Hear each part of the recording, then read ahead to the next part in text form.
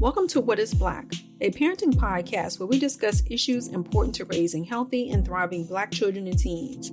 I'm your host, Dr. Jacqueline Duget. For this episode, we have a special guest host, Dr. Sheretta Butler-Barnes. She's subbing for me because I've been busy with the new podcast, Henry's Library, so I'm so grateful for her filling in for me for this special episode. She's going to be discussing Black parenting and homeschooling.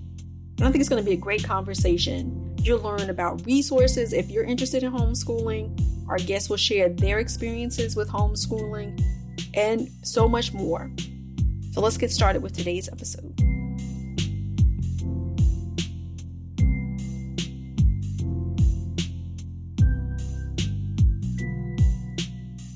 Great discussion today about Black parents and homeschooling.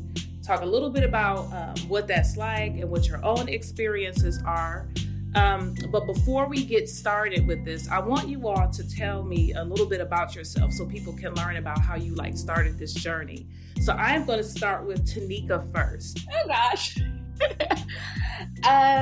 So I am Tenikca. I was born in DC but raised in Florida. So I am Southern and a Florida girl at heart, to the extent that they're gonna need to have a Democratic governor before I ever move back. And we now live in Charlotte. I graduated from the Florida Agricultural Botanical University before getting my master's from Florida State.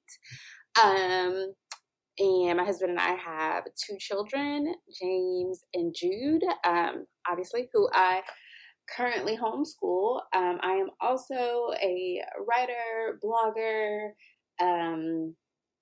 content creator. I'm in the process of writing my first book. So, just all the things. Lovely, lovely. Okay, Miss Maxine. Thank you, Miss Maxine. Yes, I am. What am I? I'm a child of God. I am certainly, first and foremost, I am the daughter of Maxine Johnson, who has been involved in community activism and organizing in St. Louis for as long as I can remember.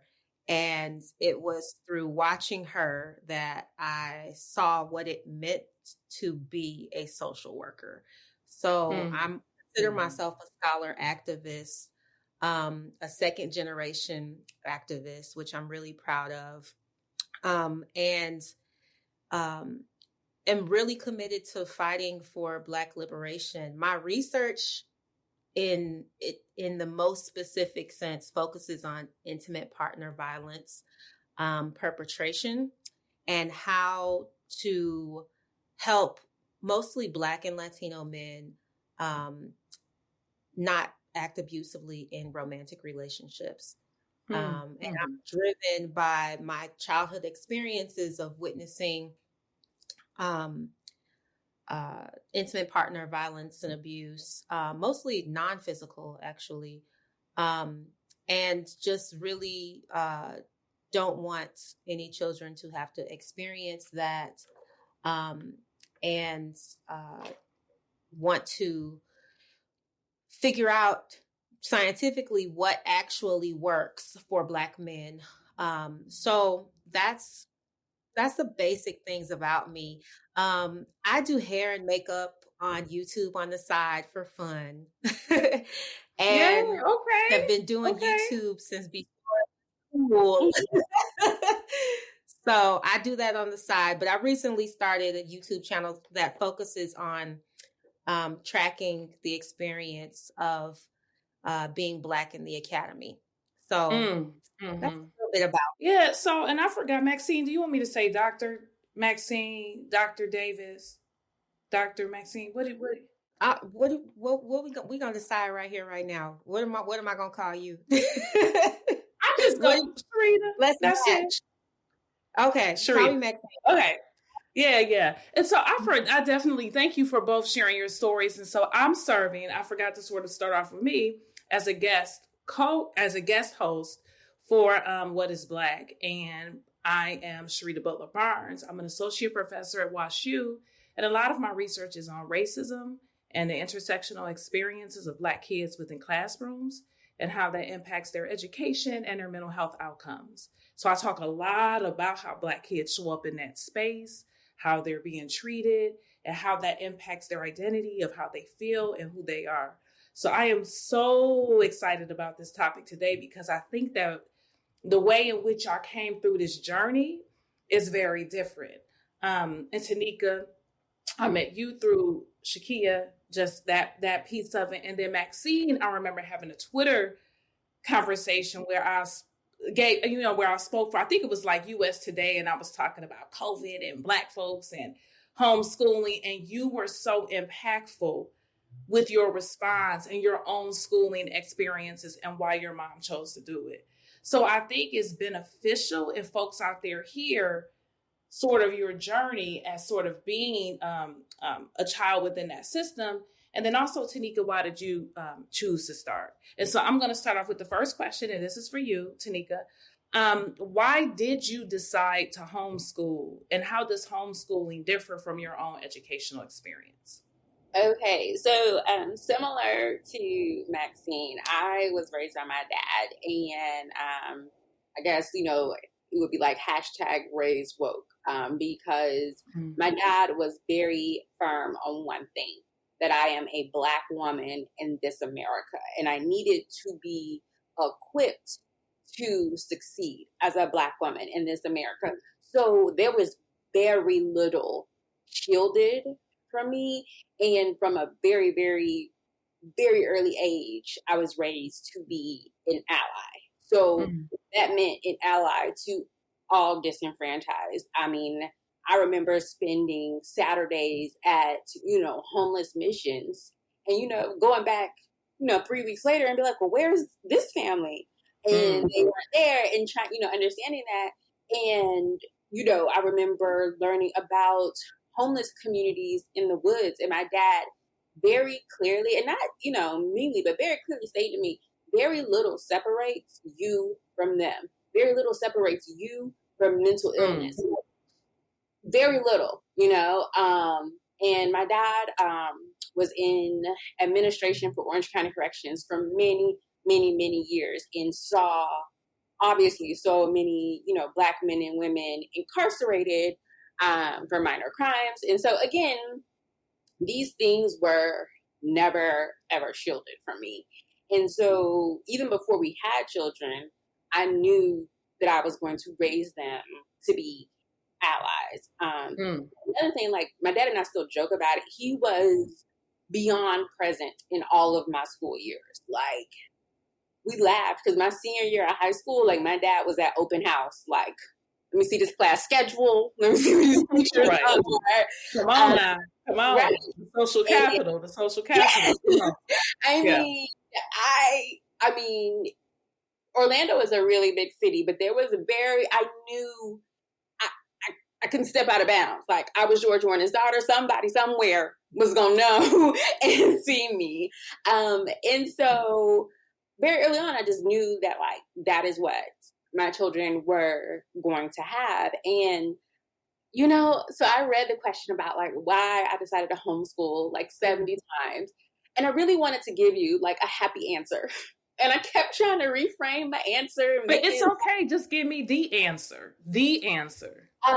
The reason I decided to homeschool is because of racism in America. When I was pregnant with my first child, I just found out it was a boy, and got my little first Babies R Us gift card and was so excited, bouncing, and Mike Brown was murdered. And, like most of America, like, I watched his body just be held in the sun, and I had to watch his mom temper her grieving, I had to then hear her and other people in his community defend his memory as he became like this hashtag. And then I had to watch as justice for his life was wrenched from him, and I was mad. Like, I never had joy read for me like that. And I was angry. And I really remember going to God, like, why would you even give me this child if I'm going to have to sacrifice him to, you know, whoever is having a bad day? Like, I'm not here. And he was just like, I mean, God has very clearly spoken to me only a few times. And God was just like, I felt powerless. Like there was nothing I could do to keep my Black boy safe.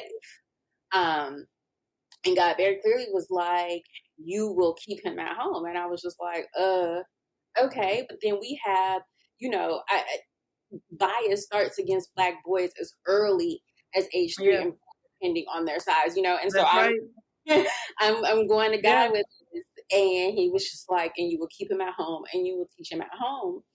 And I was like, homeschooling is for white people. Like, I don't, what? I wear shorts. I color my hair. Like, what? We're not no fundamentalist. What? Right, you done went down a list. All the conservative. Right. I'm about to be out here in no long denim skirts. Okay. Right. I mean, but that's what you think, though. Yes. That's what at least I thought. Like some of the ignorance that I thought why people homeschool. Because I used to be looking at them kids like, is that really what y'all? But it was just so different. Mm-hmm. Yeah. But anyway, I'm sorry. Go ahead. But to your point, representation very much matters, because here I have this direct instruction and was like, I am not equipped simply because I had not seen someone like me or a family like me do that. And I mean, social media, I can say, was very helpful because I was able to find Erica from My Busy Bees and Me. And I was just like, okay, it's one more person out there that looks like me and is homeschooling. And so my school experience, I went to both public and private school, and the only way I could compare it to what my children have now, like, and very early on, again, you know, being around my dad, having a husband, I was like, for as long as my children can, they will be free Black boys.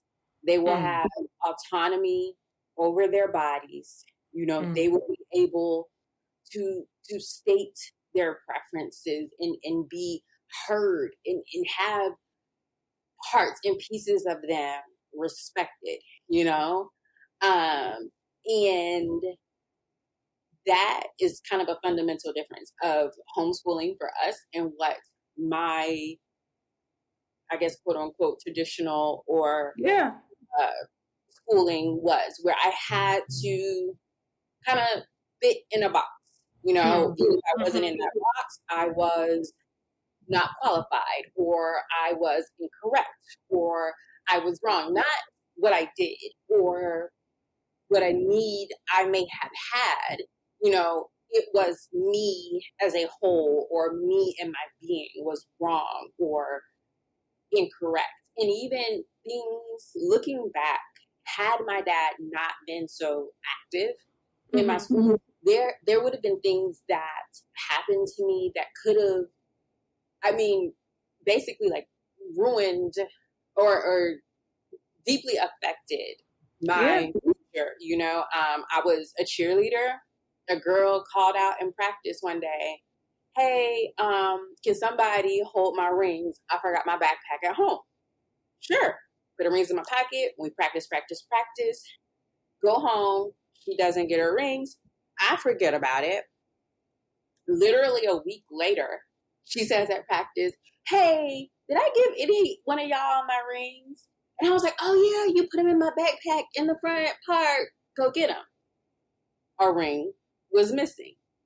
Her mom felt like I stole the ring, went to the school resource officer and was going to attempt to prosecute me. And again, it is only because my dad was present, because my dad became chummy with the school resource officer, that the school resource officer immediately called my dad, let him know what was happening, let him know what steps he had to take, and, knew that something, but I would have, and even my dad picked me up and very firmly was like, because, the researchers called me in, interviewed me, all of this stuff, and explained to the mom, like, your daughter and her are telling me the same story. Like, very clearly, even if the ring was stolen, she did not steal it. There's no reason she would take one ring and not the others, like stuff like that. But my dad was just like, you don't allow anyone to interview you without representation present. Like those. So you were, yeah. And I was. So you were able to have that, to have that capital, to have your father there in that space. And if you had not had him, then you don't know what would have happened at all. So again, from then on, I was just on guard. Like there were just bits and pieces taken as, like a 14-year-old, worrying about which belt I was going to wear. It was a lot different. So I would say, again, just the freedom and the bodily autonomy. And then my children get to actually practice allyship. Whereas I did not get to do that in school. Those are very separated from me. So let me ask you a question. How old are your children that you homeschool, if you don't mind? No, I don't. They are newly 7 and 5. Oh, okay. Okay. So hearing a little bit about that, though, makes me think about, Maxine, your experience. So tell me, why did your mom, this activist, this crusader for justice, decide to sort of take you down that path? And what was your immediate comparison if you were in a traditional public school and automatically being homeschooled? How did that process work? And what did that look like? So, like Tenikca, my mom was very present across all of her 6 children's educational experience. And actually, I just got off the phone with her because I'm like, Mama will probably want to know that I was doing this interview. And we talked and kind of recollected our memories of what happened. And come to find out, there were some behind the scenes things that I didn't know about. So Of all of my siblings, I probably was homeschooled for the shortest amount of time, and which was about a bit like a semester and a quarter of my sophomore year in high school. And previously, I went to gifted grade school and middle school that were both fairly diverse, and had really positive experiences there. But my mom wanted me to go to private school, and she had this what she then later described to me now as this image that private schools in the county were better or better to teach me. And she wanted me to be at a Christian private school. So I went to Life Christian School in Fenton, which is a very white area. I know that area. County. And I was the only Black I think I got lost out there once in the entire school, wanted to just across faculty, staff, and students. Literally nobody, no one. I didn't even have that lunch lady that could reach out. Nothing. Nothing. And I remember feeling very isolated and very tokenized and fetishized, as Maxine will tell us what the city is like, because I grew up in the north side of St. Louis, and that's where I lived. And my peers being very fascinated with what it was like to live in the city, and I'm supposed to represent all and people then all the stereotypes that come along with Black girls too, being more sassy, waiting for you to be performative, all of these things. Right. Sure. All of that. And I developed some somewhat meaningful relationships with a couple of people, but there were far too many instances of me feeling very alone as the only Black person. And it became fairly evident to me fairly quickly that like, this is not going to be sustainable. I cannot do this for 4 years. And that was as I started there. That was during my freshman years when I started. And I expressed all of that to my mom and was telling her, like, I can't do this. Like, I miss my people. I just want to be around, people that look like me. Look like that look like you. Yeah. Yeah. So as I was telling her that, just come to find out again a few minutes ago that she was encountering some challenges with administration in which they wanted me to repeat some courses that I had taken. And the course was U.S. Constitution. And I don't know how So let me get this straight. For coming from a gifted and talented program, they wanted you to take U.S. Constitution over. Yeah. Or take it. Okay. Continue. Yeah, they wanted me to take it over. And she was like, no, we've done this already. She's not going to do that. She's not doing that. So apparently that was a factor that I didn't even know about. But from my perspective, all it took was a simple, like, me saying, Mama, I'm miserable. I don't know what we're going to do, but we ain't about to do this. We need to do something. And by that time, she had developed experiences in homeschooling my other siblings while they were in grade school at various points in time. And I asked her, what, were we all homeschooled for the same reason? And she was like, no, each child had their own reason or situation of why I decided to homeschool them. And they're varying degrees. So that, having just the freedom to breathe. And then we ended up homeschooling for, like I said, about 3/4 of a year. And I ultimately went to Normandy Senior High. Okay. And ironically, I went there illegally because we lived in the city. And so, my mama in today's world, and she'd be arrested. You already know. Right. But there were so many families that did that. But I went to Normandy illegally and had which was a 95 to 99% Black school and district. So I went from one sort of extreme to, I guess you could say, another extreme. And I had to deal with my own moments of internalized racism that I had adopted, and got my superiority complex checked real quick on the first day. Okay. Like, who you think you are? Not today.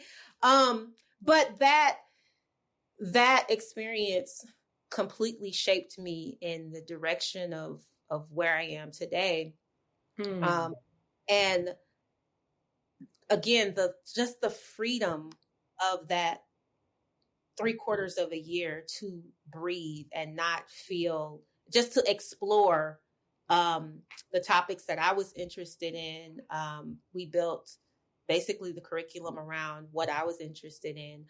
But one thing that I did face that I think might be a little bit different today is, as Tenikca was mentioning, like, that stereotypical image of what homeschooling is and the unknown, and some stigma that was around it at that time, in the early 2000s and late 90s. And so part of the stigma around homeschooling. Stigma around homeschooling and what it means to be homeschooled, and the Dougerification of it all. That's what I'm gonna call it. Because when you said that, I'm like, yes, that's exactly what I pictured. Tell me the term again. Say the term again. So there's the Dougerification. There's a white family who was on TLC for many years. Got you. I know who you're talking about. Yeah. Got you. And having like that as this is the representation of homeschooling. And so my mom, when she first started homeschooling, encountered isolation in the homeschooling community, in the fact that there were no homeschooling groups in the early to mid 90s in the city of St. Louis, or if they were inaccessible to her. So her and one of her longtime friends, and also homeschooling Black mothers who homeschooled, they co-founded their own Northside Association for homeschooling parents in St. Louis. And so those vivid experiences of her building her and her co-founder and friend and partner building their own community, whereas other access to resources were limited, are vivid like images in my mind of us meeting at Julia Davis Library and having graduation and like recognition ceremonies that replicated the visual experience of what you would have in public school settings. And so that helped some of the stigma, because when asked, I clearly remember when asked, what school do you go to? We created a name of a school. And if asked what school I went to, I described, I went to a private school. What's the name? I gave the name, whatever. I don't even remember the name. But it's whatever your mom called that. Yeah. Got it. Yeah. Okay. And that helped remove some of the stigma about being found out about being homeschooled. And like I said, I don't know how much of this is even relevant still today, but back then it was definitely, I'm listening. Yeah. And I'm listening, and I just remember my lack of understanding, or just even ignorance around knowing kids that were homeschooled, but it was the stigma, and then just the not knowing. Because like all the kids went to the neighborhood school that was down the street, right? In the 80s and 90s, that's what we knew. And so I think we see it a little bit more now, and then parents are sort of coming together, and they're saying, because of these racialized experiences, this is why they're sort of creating this sort of safe space. But one of the things that both of you all have, like these different ways in which you came through it, you both talked about freedom. What does that like freedom mean? And so Tenikca, you talked about freedom in terms of your Black boys. You wanted them to have agency. You wanted them to have this autonomy. And then Maxine, you talked about just freedom to explore and to learn. So this leads a little bit into the curriculum. And so how does homeschooling create this ally, this secure person, and this ability to sort of be free that maybe this traditional school setting doesn't provide? Does that make sense what I'm asking y'all? Yeah. And kind of piggybacking off of what Maxine said earlier about how, so maybe like there were people in your city that did homeschool, but like your mom did not have access to them, or they did not look like you all.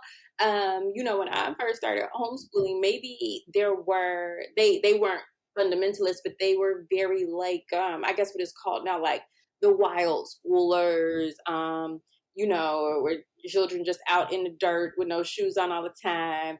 And they're always at parks and hiking. And I was just like, yeah, I mean, again, we lived in North Florida at this time. I was like, the humidity is 97%. I'm not doing that. I'm not. No. Right. And again, no one really looked like me. And it wasn't until to this day, a very good friend of mine, she was the only one. She had 3 sons. I had 2. And we were just like committed to supporting one another because we lived in the same town. And there was, there might be a homeschooling meetup here or a homeschool group here. And it was never diverse. I mean, even like story time at the library, which was, for toddlers or what, it was just, I felt very, very isolated. And so, I mean, so when you say curriculum, for me, especially for the first, like all of the preschool years, I created my own,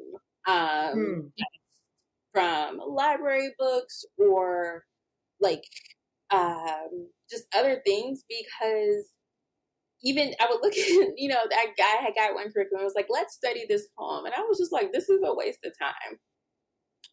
Like, let's look at something from Lullaby, because when you want to look at a leaf and learn all about it, we can jump into some Robert Frost. But right now we're going to build you. And again, to that allyship, I mean, very, very early, while my kids were learning Lift Every Voice and Sing, they were also learning about Ramadan and Lunar New Year. We were celebrating Hispanic heritage. They have always done that. In more to the freedom, not just of, I guess you would call book learning.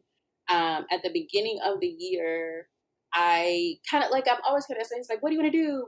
And I made it a little bit more formal, like having them write it down or drop pictures. Like, what are your goals? What do you want to learn about? What do you want to accomplish? What's something? And both of them were like, I really want to go skiing. I was like, what? Like, where do you get that from? And I was like, okay, fine, write it down. All right.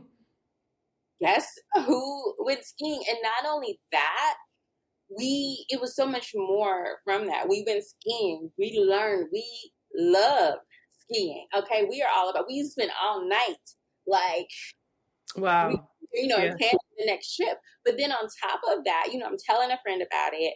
And I was just like, I am definitely going to write a blog about it, because the blogs that I read were very clearly written. Well, I'm not going to say they were very clearly written for other white people. They were not written with melanated people in mind. For example, I'm sure y'all can relate. I went on vacation. I had some nice new box braids, okay? Because we're not going to be worrying about all of this, okay? Nobody told me, like, you need to be concerned about, your helmet and your hat fitting over all of these braids for warmth. Just that cultural stuff. Yeah. I was just like, somebody told me I would have done, a smooth French braid, and called it a day. And she then told me, like, her mentor, him and his sons go to the Black Ski Summit every year. And I was like, what? There's a whole Black Ski Summit. And so I told my oldest about it. Yeah, when we came home, he was like, I want to join Ski Patrol, and I'm just going to rotate between living in like Ohio, in North Dakota, in Colorado, so I can always be in the cold. Like, he was all about it.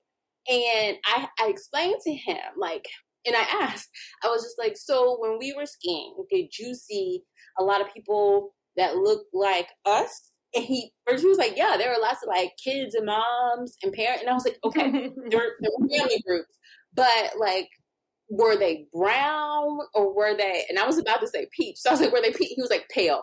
They were very pale. And I was like, so you mean peach? And he was like, no, they were pale. They were very pale. Okay.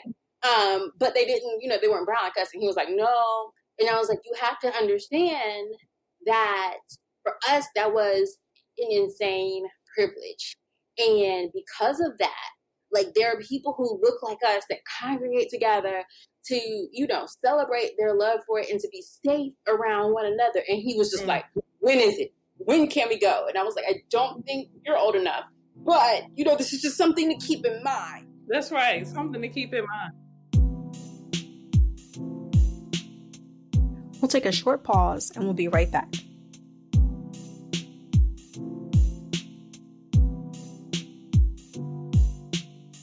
This episode is brought to you by Mater Mea, a platform that celebrates, supports, and empowers Black moms through content and community. Mater Mea, also known as Black Mom Google, provides articles focused on supporting Black moms who have questions like, who is making children's music for Black kids? Or how can I add Black history to my child's Eurocentric curriculum? And so much more. It also provides resources and role models for Black moms and parents who want to practice mindful, gentle parenting and end the cycle of generational trauma. Visit matermea.com, that's MATERMEA.com, to learn more and get on the wait list for the upcoming Community for Moms who want support as a parent while healing. Stay up to date by following them on Instagram at MATERMEA.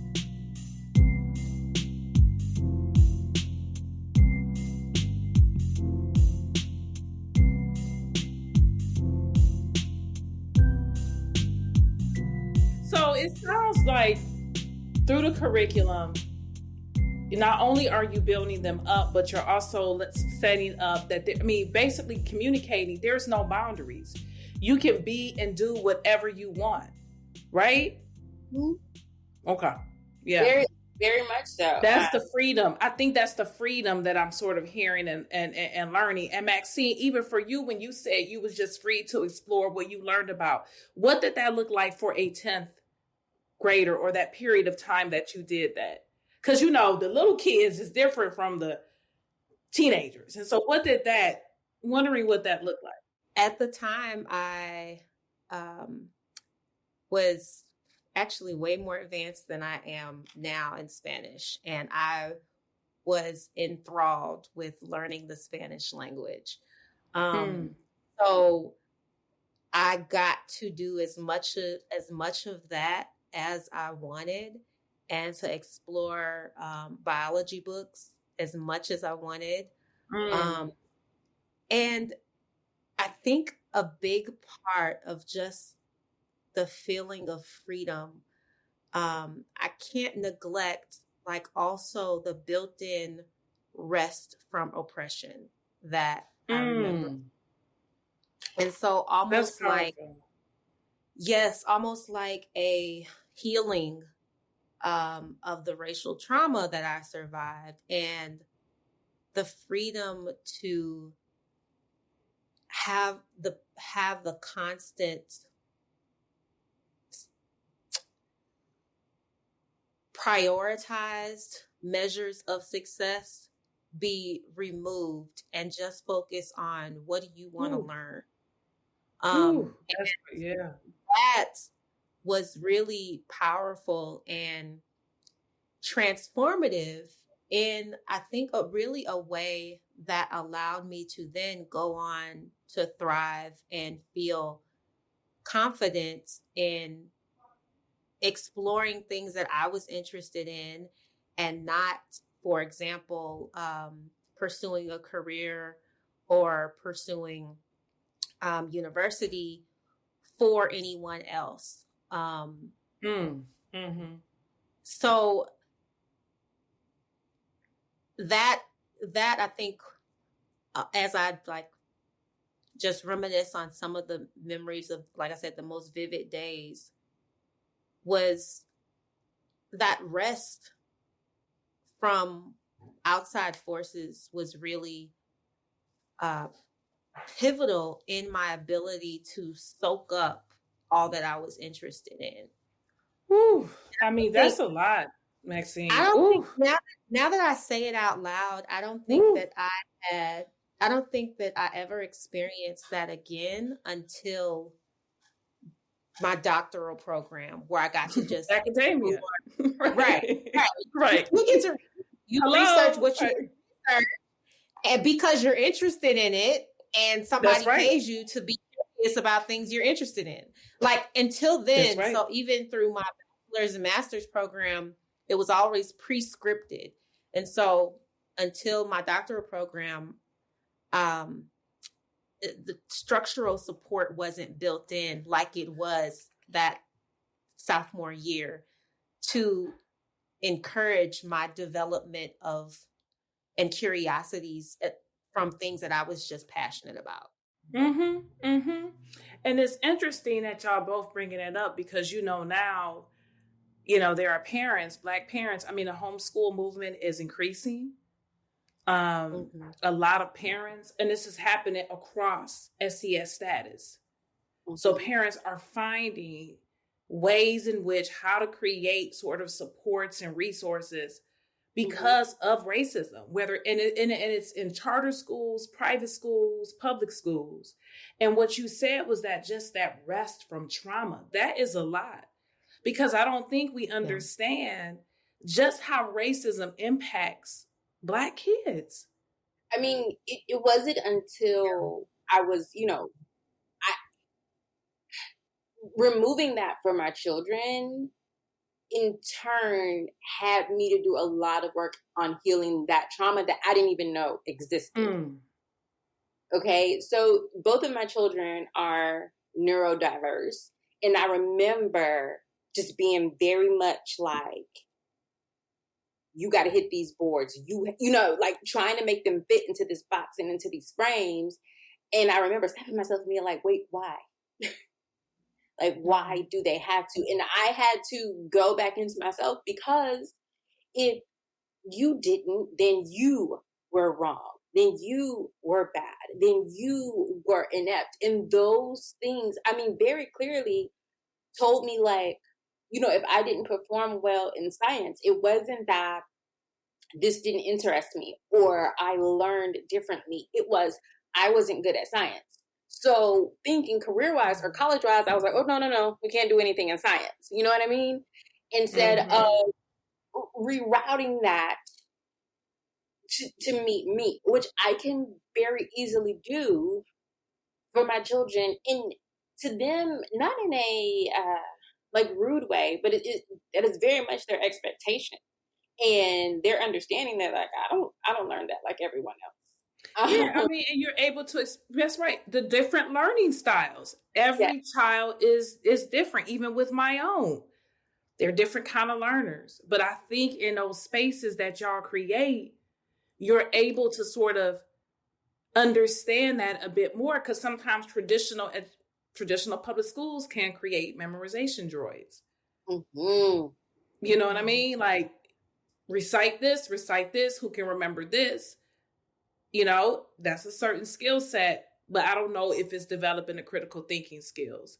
And it sounds like both of you all are doing that. Now, another question I have is, okay, so this is the biggest thing that I run into, even from my own experience, where, I go out and talk a lot to parents about racial socialization. What does it mean to have a healthy racial identity, in terms of loving yourself? But one of the things I wanted to ask you is, for parents that are considering homeschooling, who might not, because there is this idea that you have to be middle or upper class to sort of engage in some homeschooling.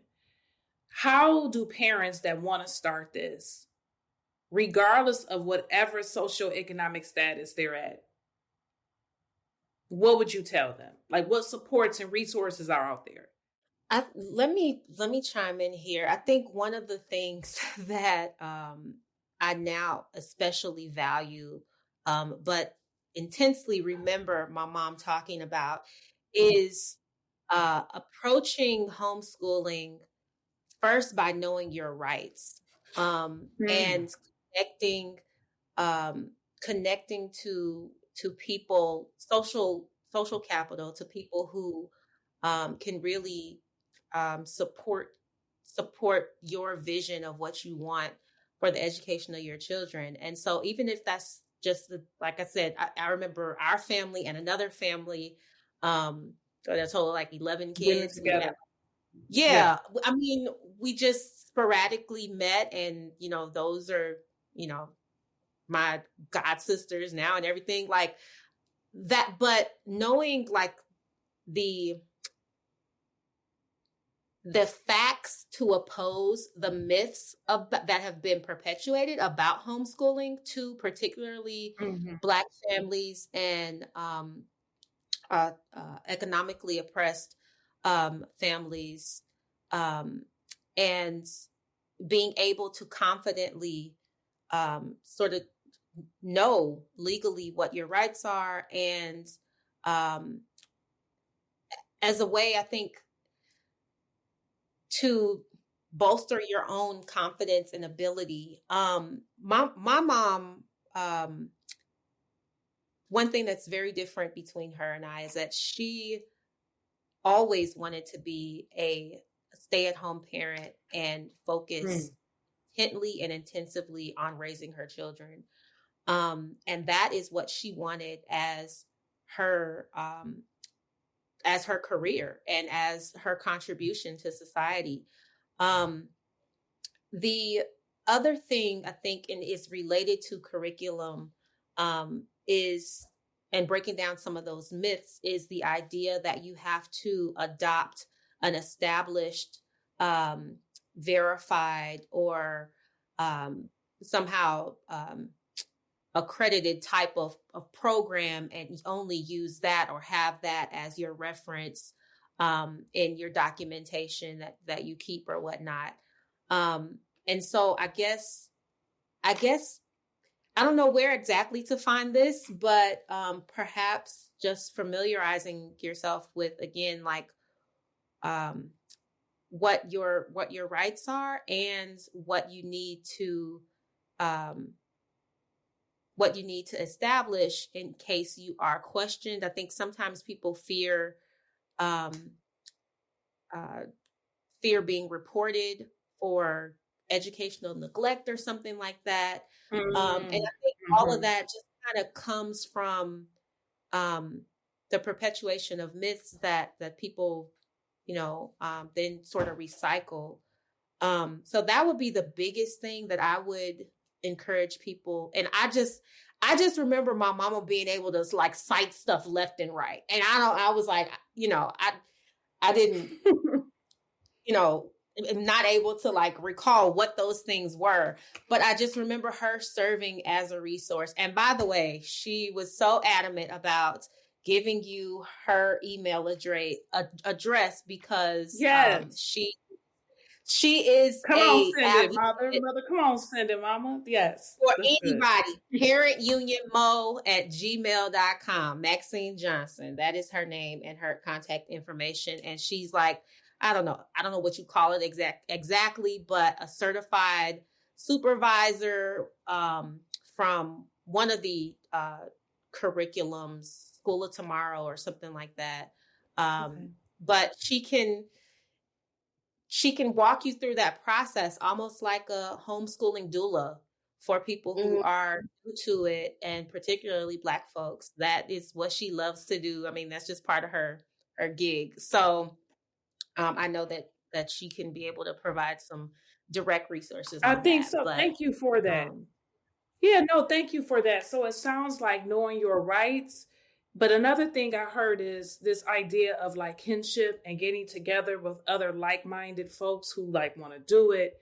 And so there are resources out there, but it just comes from knowing your rights, it sounds like, and then just sort of connected with other folks. Tenikca, what would you say to the parents that are listening? I want to start this that might feel like, oh my gosh, this might be too much work. Or, I mean, there are some things you have to know before you want to do it, but what like advice would you give? I mean, certainly all of what Maxine said to a T. And just to, I guess, answer what you were saying about the socioeconomic status. And I understand this is not available to everyone. We actually moved so that my husband could get like better employment to sustain what we felt we were called to. I know that's not possible for everyone, but I do know, as Maxine said, like, do your research and know your laws. Also, know your what is available to you. Some states have scholarships if your children are neurodiverse, have rare diseases, things like that. Or you can get grants or even supplies like laptop, tablet from other organizations that want to support you in speech therapy or all of these things that would be advantageous for you to educate your children at home. Also, a lot of people, just because, again, my kids are neurodiverse and have had to have these like therapies and assistance, a lot of people will send their children to school because of, aids and therapies and things of that sort. A lot of counties have co-op programs where you can drop your child in, especially if it is like a group therapy or something like that. So it does take research. I do feel like part of that research comes within the kinship, because if you're walking into a box, you don't even know what to put up on the walls to research. Another thing I would also say is play to your strengths. So for me, I thought I had to be this type of way. I had to have this type of setup to not just homeschool, but to be successful at it. And one, that's not true. But also, I'm sure you can see that just quickly fell apart, because I was trying to be something that I am just not, essentially not. Okay. I am very tight. I am very organized. So for me, having a general plan works, so for all of the unschoolers that were like, we just wake up and we decide what book we're going to read, that just leads to nothing and frustration, Sure. So I would also say play to your strengths. And again, that is what worked for me. We had, against finances were very, very tight. So a lot of people think, especially when you're thinking about these kind of like box curriculum sets and, you're dropping $2,000 per child on these items when there's a library. And I know a lot of library systems now have waived late fees. To a certain extent, like I know with our library system, if it's more than 3 weeks overdue, then your card is like blocked and you can't put any more holds or anything like that on your account until those books are returned. So there are things like that. Also, and especially, I started homeschooling in 2016, sorry. And from then until now, the amount of free resources available to you. And again, the library, a lot of times per library card, you can print off, like 10 free sheets per day. And most library systems don't even have an age requirement for you to get a library card. So the things available to you for free to just substantiate learning until you even just wrap your head around it. Because a lot of parents, especially when the pandemic hit, were crisis schooling, like, that's right. And what do I do? And how do I do this? And to remove, I actually wrote a blog post about it, just like the bare fundamentals, a lot of people think, because when you Google or, search on Pinterest homeschool, you see these curated homeschool rooms and rainbow themed libraries, in their home. And that is the impression of what homeschooling is, but that is very far from the actual reality. So I would say play to your strengths, get support. For me, again, it was just one person, but it grew once I moved. I moved to a much more diverse area. And even now, to the point where, like, my kids, like, I would have never signed my kids up for Cub Scouts because I have not found a diverse troop. And a homeschool mom whose son was an Eagle Scout, saw a need, and started an all Black homeschool Cub Scout troop. And I just got to sit there and watch my sons be around other free Black boys. Like, yeah, that's pretty powerful. Yeah. So you said it's work, but if you play to your strengths, I think it's worth it. Okay. So yeah, I think I think that sounds good. And so it's almost time for us to wrap up. But 2 things I want from you all. Is there anything that I did not ask that you want to inform parents about in terms of homeschooling? I think in terms of homeschooling while Black, I was just listening to a podcast the other day, and it was like, are you preparing the child for the road, or are you preparing the road for the child?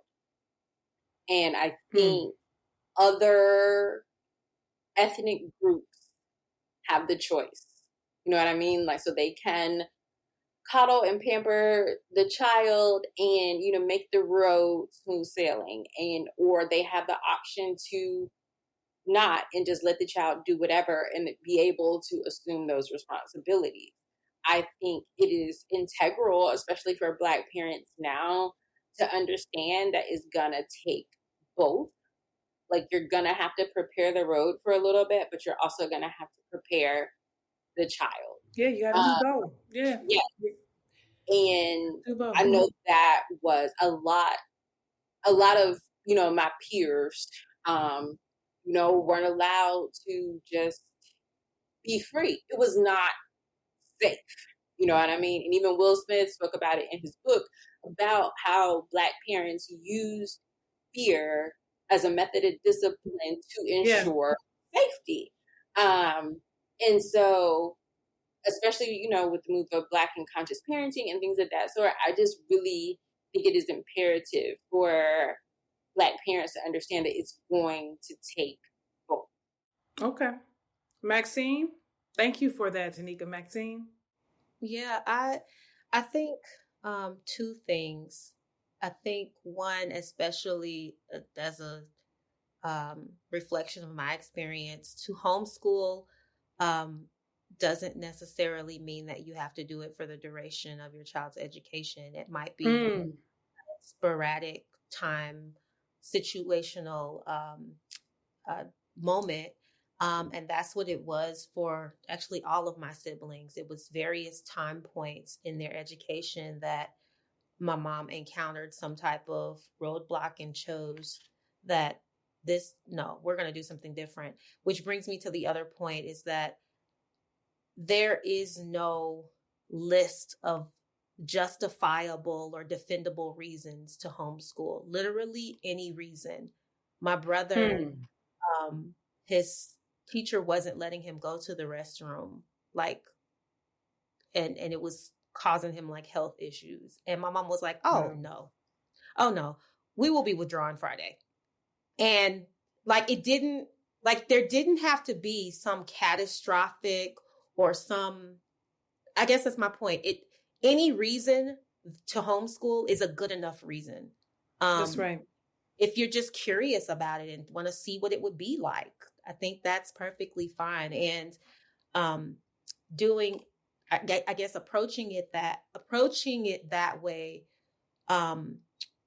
also combined with the idea that at some other time point, it might, public school or private traditional school might be better for your child, then you can choose to do that whenever.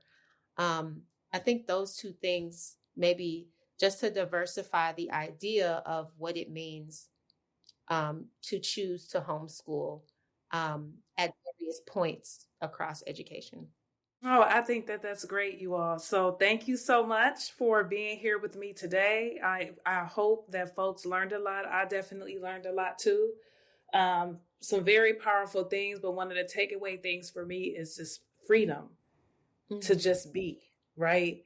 Just freedom to be Black, freedom to just be. I think that's awesome. So thank you all. Thank you. This was really great. It was nice to meet both of you. Yeah. Yes.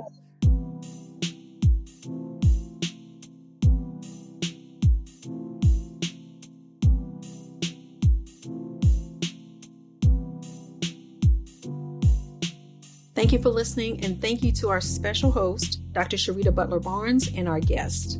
Music and editing for this episode is by Manny Simone. We want to grow our community, so please tell a friend about the podcast. Also, rate, review, and subscribe to the podcast wherever you listen to your favorite podcasts. Follow us on social media at What Is Black. That's WHATISBLK. We're on Instagram, Twitter, and Facebook. And check out our website at whatisblack.co to learn about our work and to sign up for our newsletter to stay up to date about our exciting projects like our upcoming documentary, Reading in Black, celebrating Black children's literature. And also, don't forget to check out our new kids podcast, Henry's Library. That's available on all podcast platforms. Until next time, wishing you peace, wellness, and joy, and a reminder that you are seen and matter.